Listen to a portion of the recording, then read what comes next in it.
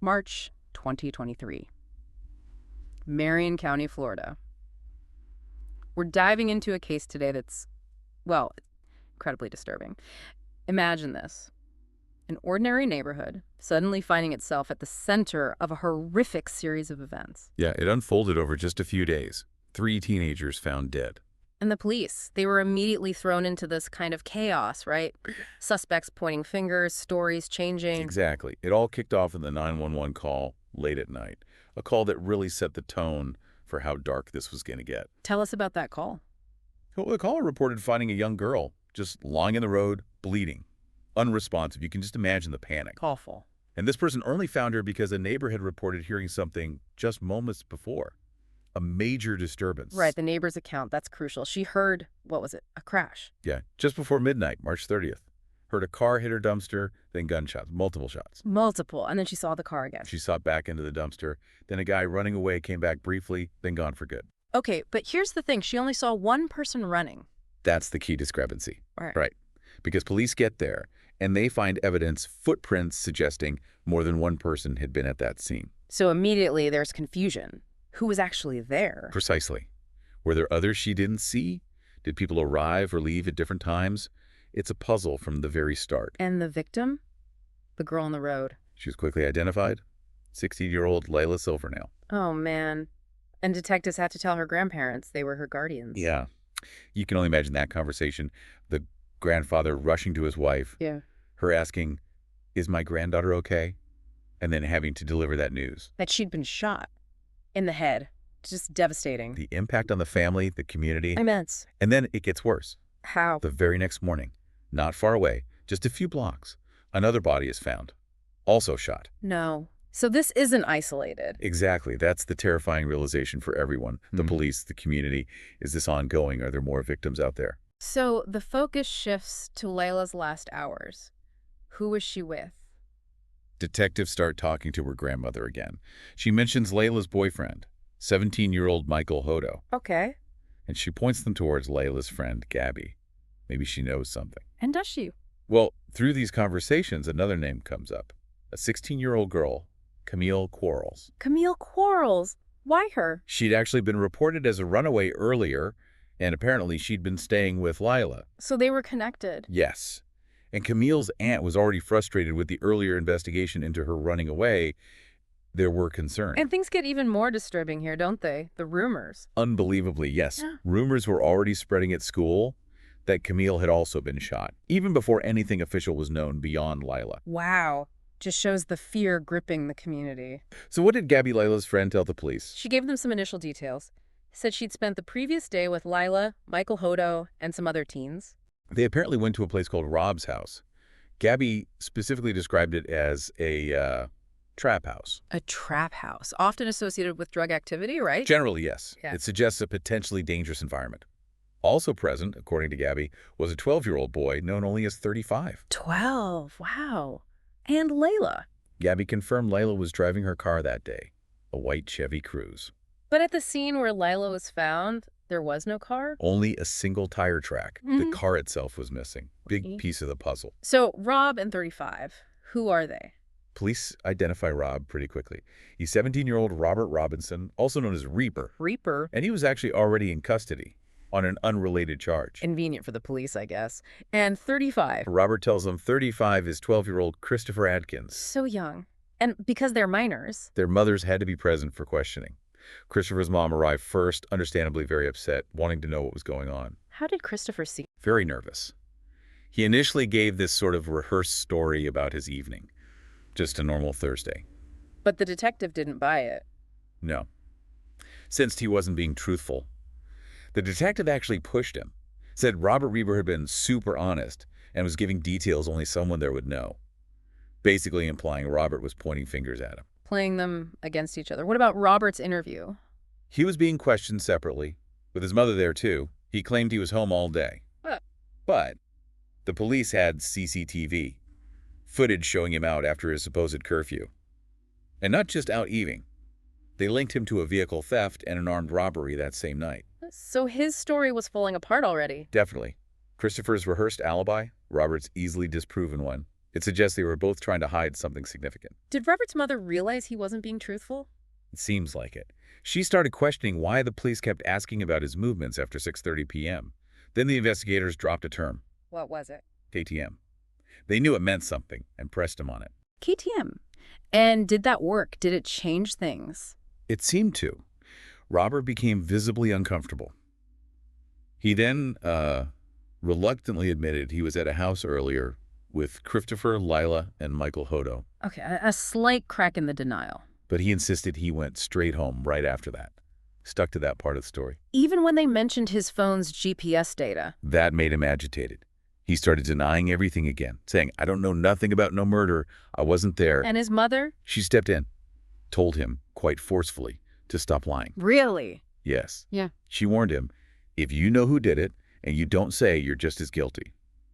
Pleaded with him, to be honest, not take the fall for someone else. Wow. A powerful moment. What was happening with Christopher, meanwhile? His story started shifting too. He admitted Robert Reaper had come to his window that night. Okay. Said Robert wanted to go see some girls. Then he put himself in Lila's car. Lila driving, Michael in the front passenger seat, him and Robert in the back. So he admits being with them. Yes. And then he adds another detail, a really strange one.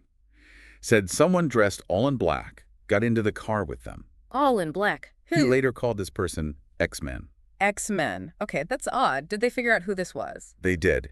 Police apprehended him later. He was identified as 16-year-old Taj Bruton. Taj Bruton, the third teenager. And this is where the stories just completely fracture. Robert and Taj immediately start blaming each other, fiercely. How so? What did Taj claim? Taj said, Robert whispered to him in the car, saying he planned to rob Michael Hodo for weed and money. And, crucially, threatened to kill all of them. Taj and Christopher included if they didn't go along with it. Threatening them. And Robert's version. Completely different. Robert claimed Taj just suddenly, randomly decided to knock him off, meaning rob Michael. No planning, just impulse on Taj's part. So one says planned robbery with threats, the other says spontaneous robbery by the other guy. Diametrically opposed. Exactly. Makes it incredibly hard for investigators to know who initiated what, who was the driving force. And amidst all this finger pointing, more bad news arrived. Yes. The second victim, the one found the next morning, it was Michael Hodo, Layla's boyfriend, found near where Lila was discovered. Oh, Michael, his poor father. Learning that news. Yeah. Unimaginable. Truly. Meanwhile, Christopher, the 12-year-old, is giving his account of the actual shootings. What did you say he saw? He claimed he saw Michael Hodo get shot first.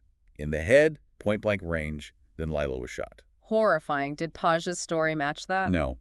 Taj's version was different again. He claimed Robert shot Lila first. Lila first. Yes. And according to Taj, Robert's gun jammed after the first shot at Lila. He said Robert then reloaded or cleared the jam and shot her again. Shot her again.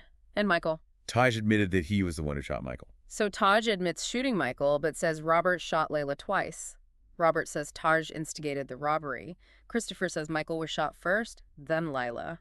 It's a mess. A complete mess of conflicting accounts about the most critical moments. But there was one chilling point of agreement. What? Both Christopher and Robert agreed. Michael Hodo had absolutely no chance to defend himself. It was sudden, unexpected. An ambush, basically. That's what it sounds like. Predatory. While this is going on, the police are still desperately searching for Lila's white Chevy Cruze and for any sign of Camille Quarles. Right. The missing girl. Still no word on her. None at this point. Mm. And the boys' stories about what happened after the shootings, also full of inconsistencies. Like what? They both mentioned getting out of the car at some point, but gave different reasons, different locations. Robert claimed he got out because of all the blood. Understandable, maybe. Christopher said he jumped out because he was terrified he'd be shot next. Also plausible fear, but the stories diverge. Completely. Yeah. Especially about what happened to the bodies in the car. What were the different versions there? Robert claimed Taj was the one who threw Lila's body out near the dumpster, then later threw Michael's body out somewhere else, before driving off alone in Lila's car. Okay, so Robert puts all the body disposal on Taj. Yep. What did Taj say? Taj said Lila was left near the dumpster, but claimed he was the one who dragged Michael's body into some woods nearby. He didn't mention Robert being involved in that part. And Christopher, did he have a version? Christopher claimed Robert drove the car away after the shootings, heading towards a river to get rid of it. A river. So many different stories about the immediate aftermath. Did they find the car eventually? They did. Lila's white Chevy Cruze was found submerged in a lake, but it was about 52 miles away from the initial crime scene. 52 miles. That's quite a distance. Took some effort to get it there. Definitely suggests a deliberate attempt to hide it. Huh? And divers recovered something else from the water near the car. What? Michael's and Layla's cell phones. Crucial evidence. Trying to get rid of tracking data, communication records. Exactly. Now, how did the car and phones get there? More conflicting stories. Of course. What did Taj say this time? Taj claimed Robert ordered Christopher, the 12-year-old, to wipe down the car for fingerprints. Then, according to Taj, Robert threw the phones into the lake before ditching the car. So, Taj puts Robert in charge and implicates Christopher in the cleanup. Did Christopher agree? No. Christopher flatly denied being anywhere near the car when it went into the lake. Okay. What about other disposal efforts, like clothing? Christopher did admit that after the murders, someone told him to burn their clothes. And did they find evidence of that? Yes. Investigators located a burn pile. It contained remnants of clothing. Consistent with his story. Any other physical evidence linking them? Near the original scene where Lila was found, they discovered Christopher's shoes and gloves. Gloves. That suggests premeditation, doesn't it? Not just a spontaneous event. It certainly points that way. Taj offered a rather weak explanation for the gloves. What was it? He claimed they were all wearing gloves because they'd initially planned to go car hopping, breaking into cars that night. Car hopping. That sounds like a convenient excuse given what actually happened. Highly improbable, yes. Yeah. Seems like a poor attempt to explain away incriminating evidence. So, Robert's been giving more information, but he's still holding back. How's he reacting to all this? He apparently felt like he'd snitched on everybody. That code of silence is powerful. And his mother's warning.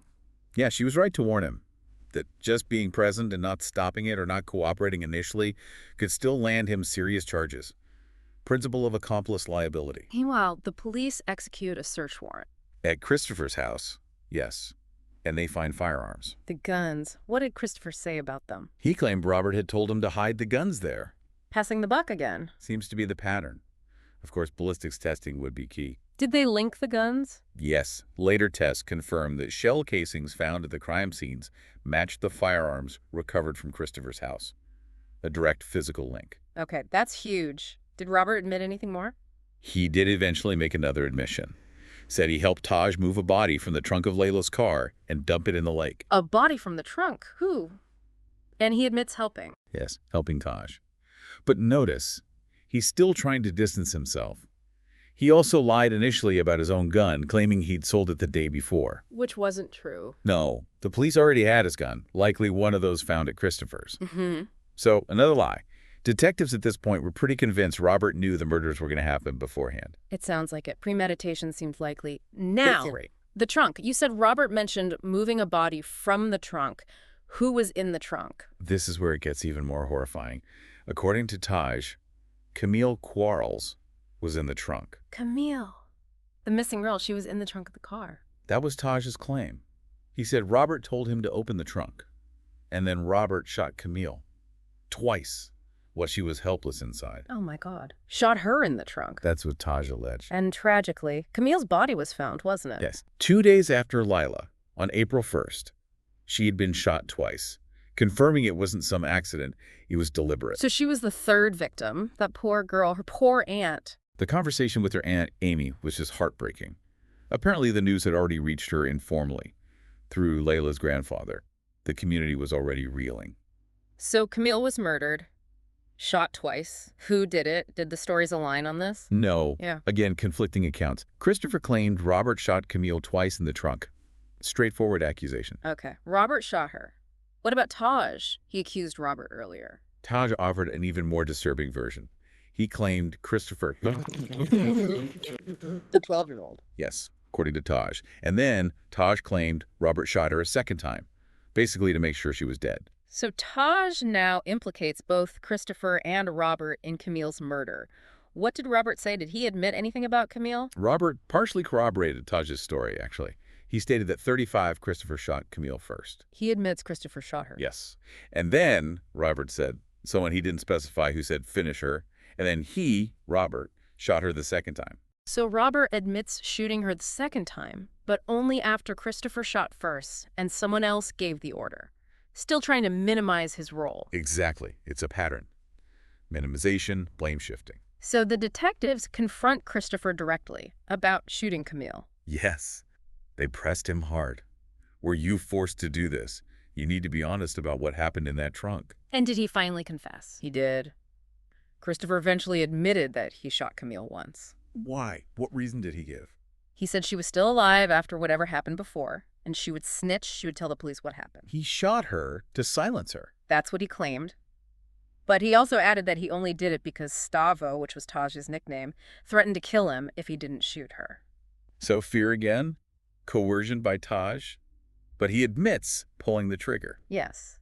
A 12-year-old admitting to shooting a 16-year-old girl in the trunk of a car because he was afraid of another teenager. It's almost unbelievable. Did he show any remorse? Reports indicate Christopher did express remorse after confessing. What about Taj? Did the police try to get him to admit his role, especially given the inconsistencies? They did. They pointed out how the other boys' stories, despite their conflicts, often painted him as the mastermind, the instigator. Did he break? No. Taj Bruton continued to deny ever using a firearm during the entire incident. Stuck to his story. Despite the other accounts, despite the ballistics linking the guns found via Christopher back to the scene. Despite all of it, maintained his innocence regarding the shooting itself. And that term, KTM, that made Robert uncomfortable earlier. What did that turn out to be? It was finally confirmed. KTM was the name of a local gang. A gang. What were they known for? Apparently, a cutthroat mentality. Willing to do pretty much anything for money. Violence was part of their reputation. And the connection to the victims. This is another tragic element. Yeah. Michael Hodo, one of the victims, was reportedly identified as being a close friend of the leader of this KTM gang. So Michael might have been targeted because of his connection. Maybe robbery was the motive, linked to the gang. That seems like a strong possibility investigators were considering. Robbery escalating to murder, possibly driven by gang dynamics or perceived wealth. So what happened legally? Arrests, charges? All three were arrested. Christopher Atkins, Robert Robinson, and Taj Bruton. And the charges reflect the severity. Absolutely. Yeah. After Lila sadly succumbed to her injuries in the hospital, the charges against Taj and Robert were elevated. They both faced 3 counts of first-degree murder. 3 counts each. And Christopher? Christopher was charged with 1 count of first-degree murder, specifically for the death of Camille Quarles. There were also numerous other charges against Taj and Robert, like robbery, kidnapping, a long list reflecting the entire chain of events. And how did they plead? All 3 have pleaded not guilty. Not guilty, so the case is ongoing. Yes, it's proceeding through the courts. The final outcome, getting justice for Lila, Michael, and Camille. That still remains to be seen. It's just such a shocking case. The brutality is one thing, but the age. Victims and accused, all teenagers. It really is. And the way the story shifted, the constant finger pointing, the lies, it creates this incredibly murky picture. Trying to determine the absolute truth of who did exactly what and why. It's extremely difficult. Yeah, that web of deception is thick. And you're left asking, how does this happen? How do teenagers get involved in such extreme violence? Was it just this gang, KTM? Or are there, deeper issues at play, things in their environment, society? It forces you to think about those uncomfortable questions, doesn't it? It really does. This case is just a brutal reminder of the devastating impact of violence, especially youth violence, and why seeking truth and accountability, however complex, is so vital. A truly tragic story, and as you said, the legal process is still unfolding. Yes. We'd certainly encourage listeners, if you're interested, to follow the news reports on the trial, see how things develop in the pursuit of justice for Lila, Michael, and Camille.